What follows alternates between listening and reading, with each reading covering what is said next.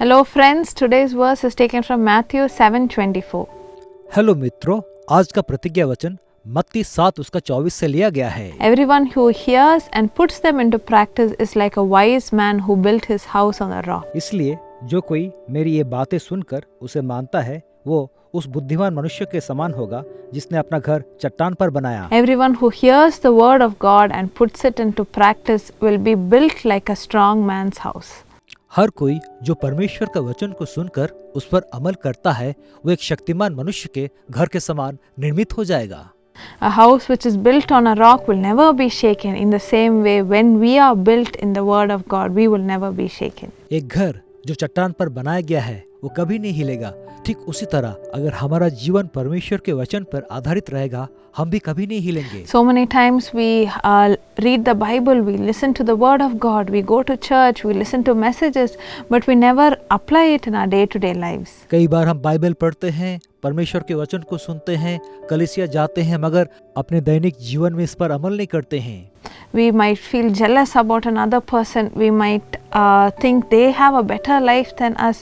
We might talk bad things about others. We might sin with our eyes and with our ears and with our body. हम किसी के ऊपर जलन रख सकते हैं, हमें ऐसा लग सकता है कि उनका जीवन हमसे बेहतर है, हम उनके खिलाफ गलत बात कर सकते हैं, अपने आँख, कान और अपने शरीर के माध्यम से उनके खिलाफ गुनाह कर सकते हैं। Sometimes even though we know it's wrong, we keep doing the same sin. कभी-कभी हमें लगता है हम गलत कर रहे हैं, लेकिन उसके बावजूद हम लगातार वो गुनाह करते चले जाते हैं। But today, let's commit our life into God's hand and let's tell the Lord, Lord, whatever I read in the Bible, whenever I listen to God's word, I'm going to apply it in my life. आइए आज अपना जीवन हम परमेश्वर के हाथ में सौंपते हैं और उनसे कहते हैं हम बाइबल में जो कुछ भी पढ़ेंगे, जो भी संदेश सुनेंगे, हम अपने जीवन में उस पर अमल करेंगे। And when we do that, the Lord will make us strong like the house which is built on a rock.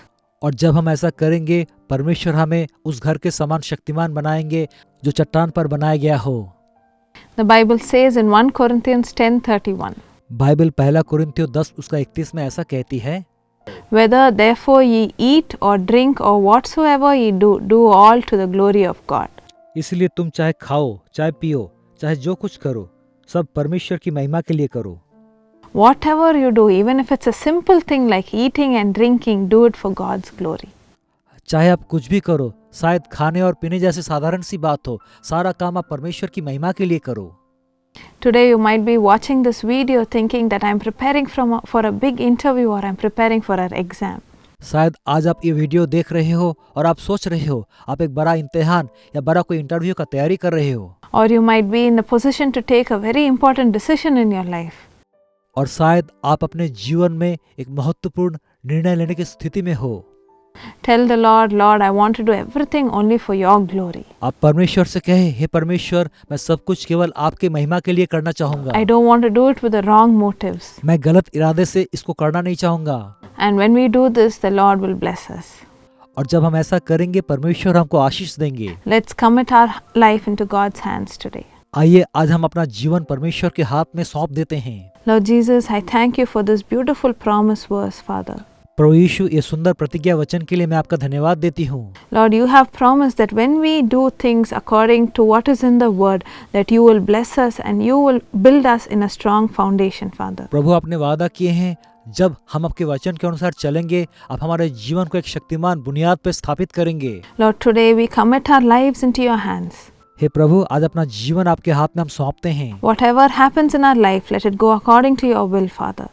चाहे हमारे जीवन में कुछ भी हो, सब कुछ आपकी योजना के अनुसार हो जाए। Lord, so many days we might have gone away from your will. We might have sinned against you, Father. कई दिन शायद हम आपके योजना से दूर चले गए हैं, अपने जीवन में आपके खिलाफ पाप किए हैं। Lord, but from today, help us to apply whatever we read in the Bible and whatever we listen from the word of God. लेकिन प्रभु आज से आप हमारी मदद करें, हम बाइबल में जो कुछ भी पढ़ते हैं और परमेश्वर के जो भी वचन सुनते हैं अपने जीवन में उस पर अमल कर पाएं।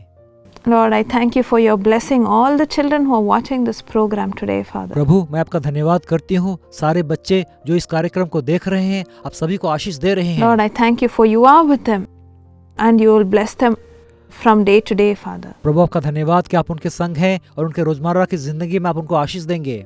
When they go for an interview, you are there with them, Father. जब वो इंटरव्यू देने के लिए जाएंगे आप उनके संग रहेंगे। When they go for their exam, you are there to bless them, Father. जब वो इम्तिहान देने के लिए जाएंगे आप जाके उनको आशीष देंगे।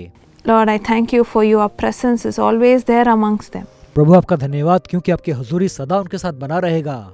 In Jesus' name I pray. Amen. यीशु के नाम से प्रार्थना मांगती हूँ, आमीन।